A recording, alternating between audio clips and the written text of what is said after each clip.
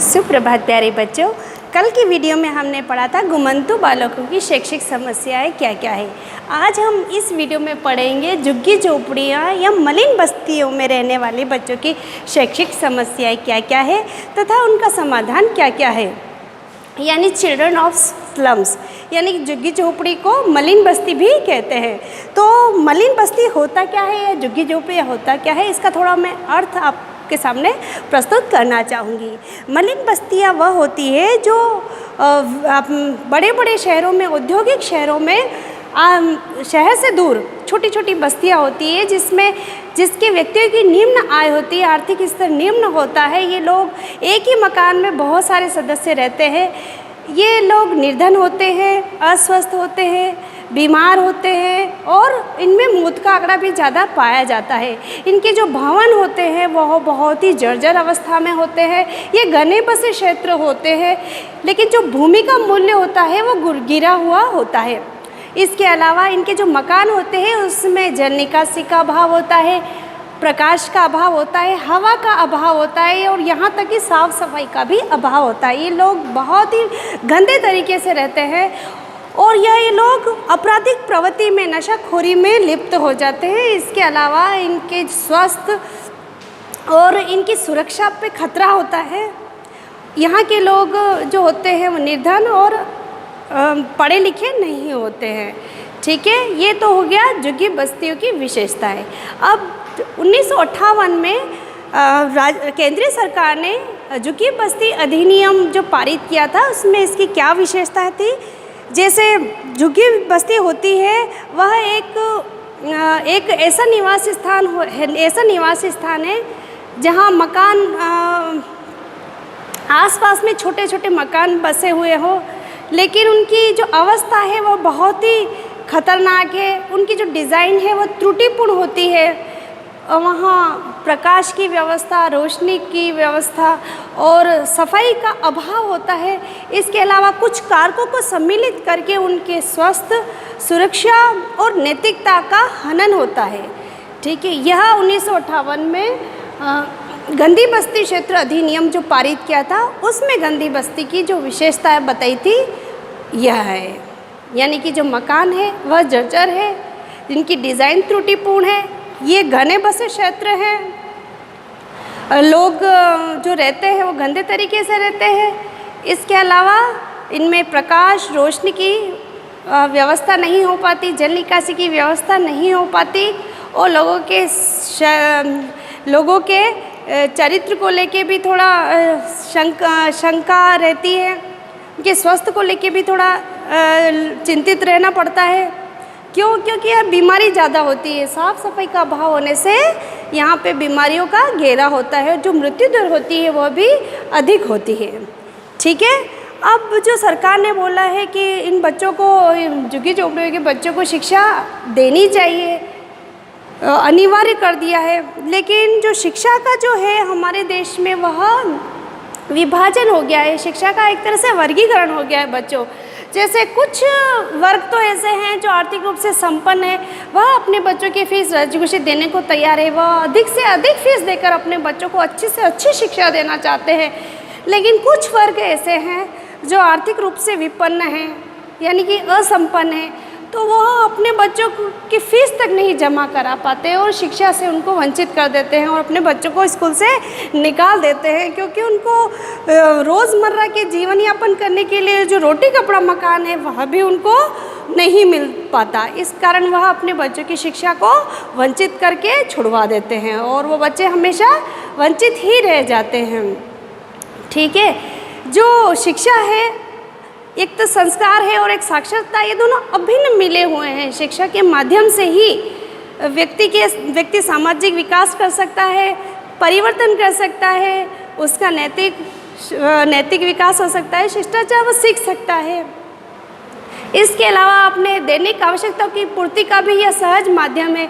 लेकिन ये लोग जो झुग्गी झोपड़ियों के लोग होते हैं वह इस शिक्षा के महत्व को नहीं जानते हैं, वह इससे वंचित होते हैं। अतः शिक्षा को महत्व नहीं देकर ये सिर्फ अपने रोज़मर्रा के कार्यों को महत्व देते हैं और अपने बच्चों को शिक्षा से वंचित कर देते हैं।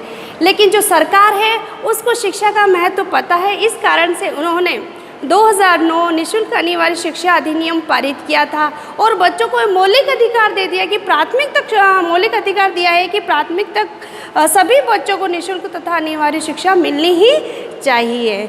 ठीक है बच्चों, लेकिन जो सरकार है वह उसने कोशिश करी और संविधान की धारा 45 में भी यह बताया गया है कि प्रत्येक राज्य का यह कर्तव्य है कि वह अपने क्षेत्र में 14 वर्ष से कम तक के बच्चों को निःशुल्क अनिवार्य शिक्षा का प्रावधान करें।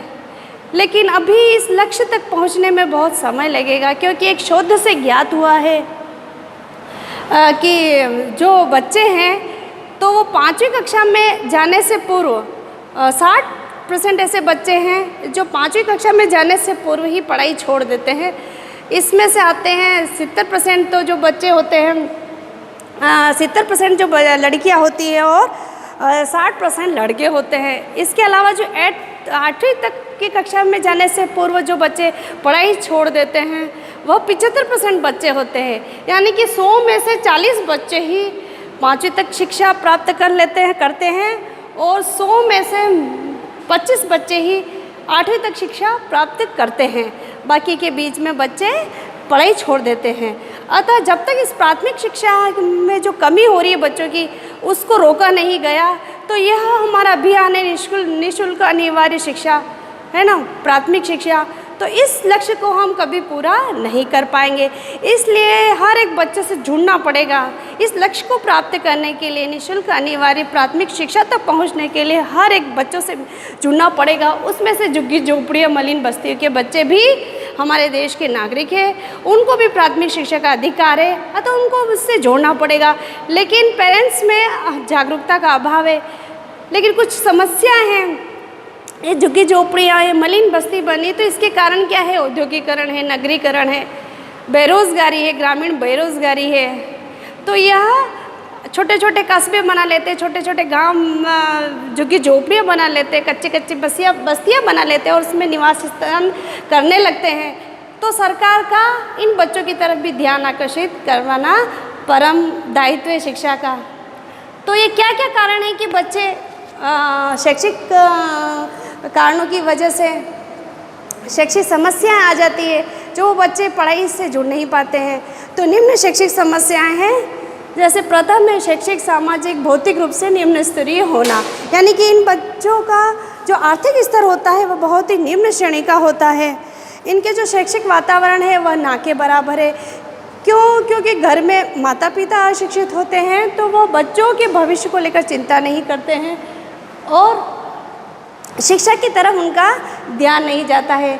सामाजिक रूप से निर्धन होते हैं, आर्थिक रूप से निर्धन होते हैं, तो सिर्फ दैनिक रोटी कपड़ा मकान के लिए ही अपना जो भविष्य है वो दाव पे लगाते हैं कि बस हमें जीना है, खाना है और थोड़ा सा हमारा रहने का ये हो जाए। बस यहाँ तक कि उनका लक्ष्य जुड़ा हुआ होता है। बच्चों को लेकर उनको कोई चिंता नहीं होती क्योंकि वह निर्धन है। तो सरकार का दायित्व है कि उनके सामाजिक स्तर को ऊंचा उठाए। इनको सामाजिक स्तर ऊंचा उठाने के लिए इनको कुछ आर्थिक सुविधाएं प्रदान की जाए।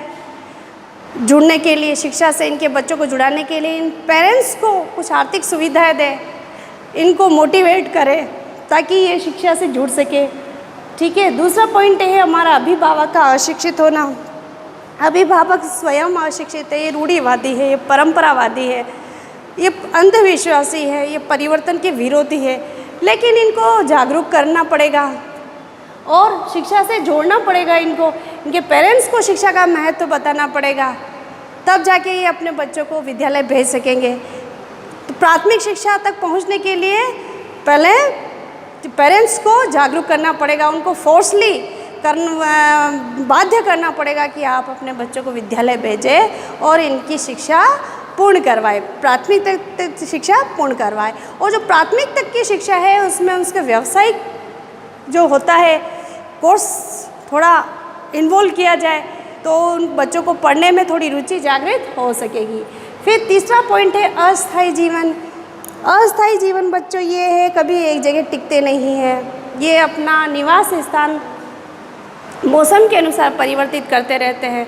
तो जब तक किसी भी चीज़ में स्थायित्व नहीं होता तब तक मतलब लाइफ में या जीवन में कुछ भी परिवर्तन नहीं किया जा सकता। स्थायित्व होना सबके लिए आवश्यक है। तो स्थायित्व के लिए इनको जो जीवन है उसमें स्थायित्व लाना पड़ेगा, तभी जाके ये शिक्षा से जुड़ पाएंगे। क्योंकि ये इनका जो मकान होता है, जिनका जो निवास होता है वह चल होता है, यानी कि चलते ही रहते हैं। कुछ समय के लिए ठहराव करते हैं और कुछ समय के लिए वापस वह चलते रहते हैं। तो ये अपने बच्चों की शिक्षा से नहीं जोड़ सकते। इसलिए इस अस्थायी जीवन होता है, इसमें स्थायित्व लाने के लिए सरकार को प्रयास करना चाहिए। इनके लिए भूमि देनी चाहिए, इनके लिए छोटे छोटे मकान, आवास सुविधा उपलब्ध करवानी चाहिए, ताकि इनके जीवन में स्थायित्व आए और अपने बच्चों को शिक्षा से यह जोड़ सके। चौथा पॉइंट है सरकारी व स्वैच्छिक संगठनों का अभियान।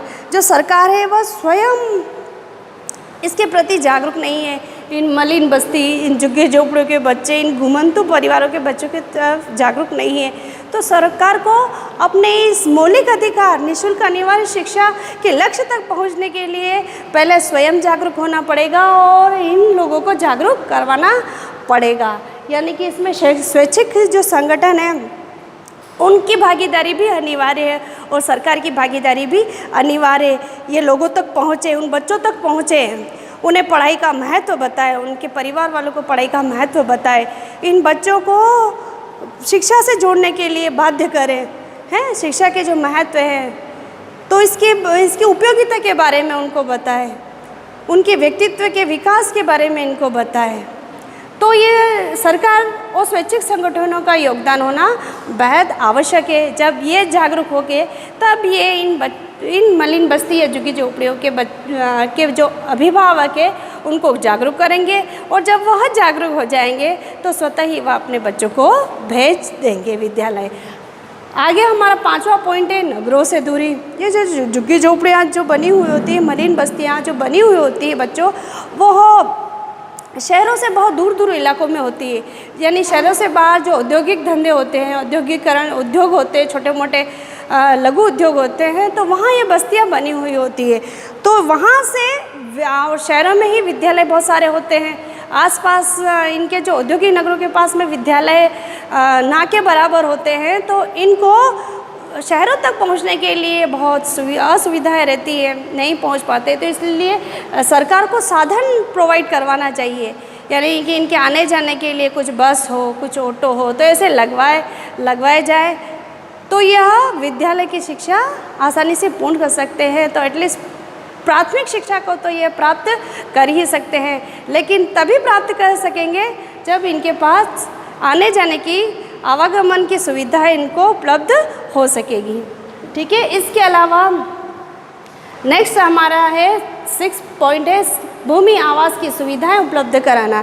यानी भूमि इनके पास ये अस्थायी जीवन होता है, ये बेघर होते हैं, इनके पास स्थायी निवास नहीं होता है। तो सरकार के द्वारा इनको भूमि प्रोवाइड करवाई जाए, इनके लिए फ्लैट, छोटे छोटे आवास प्रोवाइड करवाए जाए, तो इनके जीवन में स्थायित्व आ जाएगा और ये शिक्षा से जुड़ सकेंगे। इनके ऊपर ऋण होता है, इनकी आर्थिक स्थिति अच्छी नहीं होती, ये लोग दिन प्रतिदिन ये ऋण के अंदर जब दूसरों से ब्याज लेते हैं तो ये ऋण में निम्न से और निम्नतर इनकी स्थिति बनती जाती है और इनको सिर्फ अपना दिखता है, अपने बच्चों का भविष्य उसमें नहीं दिखाई देता है। अतः जब तक इनके सरकार द्वारा भूमि और आवास उपलब्ध नहीं कराया जाएगा तब तक ये शिक्षा से नहीं जुड़ सकेंगे। ठीक है। 7वां पॉइंट है हमारा शिक्षण सामग्री उपलब्ध करवाना। शिक्षण सामग्री उपलब्ध करवाना, जैसे बड़े बड़े आर्थिक वर्ग से संपन्न जो व्यक्ति है, सरकार है, अगर इन बच्चों को शिक्षण सुविधाएं उपलब्ध कराए, शैक्षिक सामग्री उपलब्ध कराए, जैसे कॉपी है, किताब है, तो ये इन बच्चों की रुचि को जागरूक कराने वाली हो, इनको व्यवसाय के अंदर डालने वाली हो, इनको अभिप्रेरित करने वाली हो, ऐसे शिक्षण सामग्री उपलब्ध कराए तो ये शिक्षा से जुड़ सकते हैं। तो जो एक प्रवासन कार्ड होता है उसकी भी बराबर सरकार जानकारी लेती रहे कि इन बच्चों ने प्रवास के दौरान क्या क्या पढ़ा है, है ना, प्रवास जहाँ स्थिर है वहाँ उन्होंने क्या क्या पढ़ा है, तो शिक्षा से ज़बरदस्ती जुड़ने के लिए इनको बाध्य किया जाए, उनकी शिक्षण सामग्री ऐसी दी जाए कि ये स्वतः ही मोटिवेट हो जाए, स्वतः ही अभिप्रेरित हो जाए पढ़ने के प्रति, तो इनको प्राथमिक शिक्षा से अवश्य ही जोड़ा जा सकता है। जो हमारा अधिनियम ये हमारा जो 2009 निःशुल्क अनिवार्य शिक्षा अधिनियम पारित किया गया था, वह शायद इसी लक्ष्य को लेकर किया गया कि भारत के प्रत्येक बच्चे हैं, जो 14 वर्ष तक के जो बच्चे हैं, वो निःशुल्क अनिवार्य शिक्षा से जुड़ सके। लेकिन ये लक्ष्य अधूरा है, क्योंकि झुग्गी झोपड़ियों के बालकों में, अभिभावकों में इसकी जागरूकता नहीं है। अतः शिक्षण सामग्री अगर जाके उन बच्चों को प्रोवाइड कराएं, इस लक्ष्य की पूर्ति हेतु तो शिक्षण सामग्री उपलब्ध करवाई जाए जो बच्चों को अभिप्रेरित करे पढ़ने के लिए, तो वो इससे जुड़ सकते हैं।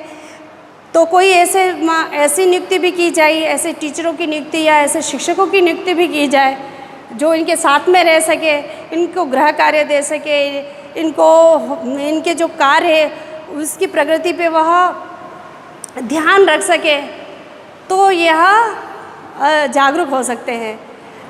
तो आज हमने बच्चों क्या क्या पढ़ा? शैक्षिक, सामाजिक, भौतिक रूप से निम्न स्तरीय होना, अभिभावक का अशिक्षित होना, वेरी गुड, बोलो आप भी, अस्थायी जीवन। चौथा है सरकारी व स्वैच्छिक संगठनों द्वारा अभियान चलाया जाना चाहिए।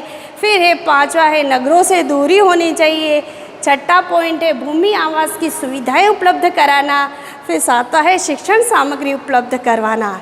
तभी जाके हम क्या कर पाएंगे बच्चों? निःशुल्क अनिवार्य प्राथमिक शिक्षा से जुड़ पाएंगे। ठीक है, यह हमारा मौलिक अधिकार है, सभी बच्चों का मौलिक अधिकार है। ठीक है, तब अब कल मिलेंगे, तब तक के लिए धन्यवाद।